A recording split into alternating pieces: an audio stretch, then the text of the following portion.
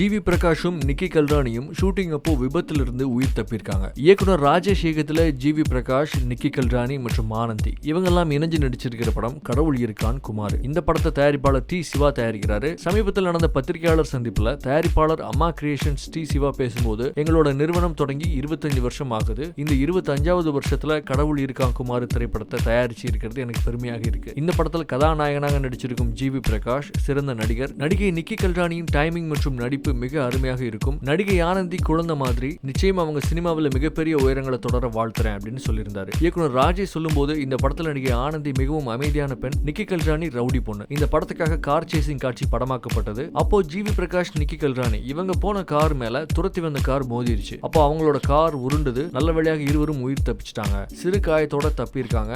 இந்த படத்துக்காக ஜிவி பிரகாஷும் நிக்கி கல்ரானியும் அதிகமாக சிரமப்பட்டிருக்காங்க. ஆகையால இந்த படம் நிச்சயம் வெற்றி பெறும் அப்படின்னு சொல்றாரு இயக்குனர். கேமராமேன் நல்ல கேமராமேன் இருந்து எதுக்கு நடிக்க வர்றாங்க அப்படின்னு நினைப்பேன். மியூசிக் பண்ணுற ஜிவி அப்படித்தான் சொல்லி நல்லா போயிட்டு இருக்கும்போது எதுக்குங்க நடிக்க வர்றீங்க அப்படின்னா, ஒரு அரை மணி நேரத்தில் நிறுத்த அப்படின்ட்டேன்.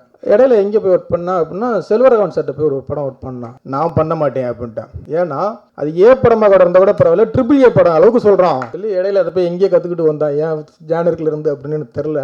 ஏன் நீங்கள் டைரக்ஷன் பண்ண வேண்டியதானே, ஏன் பாட்டு மட்டும் எழுதிக்கிட்டே இருக்கீங்க? எனக்கு அந்த அவங்க வேலையை விட்டுட்டு அடுத்த வேலையை பார்க்குறத பிடிக்காது. செல்வரவன் சாருக்கும் எனக்கும் எதுவும் இதுன்ற வேண்டாம்.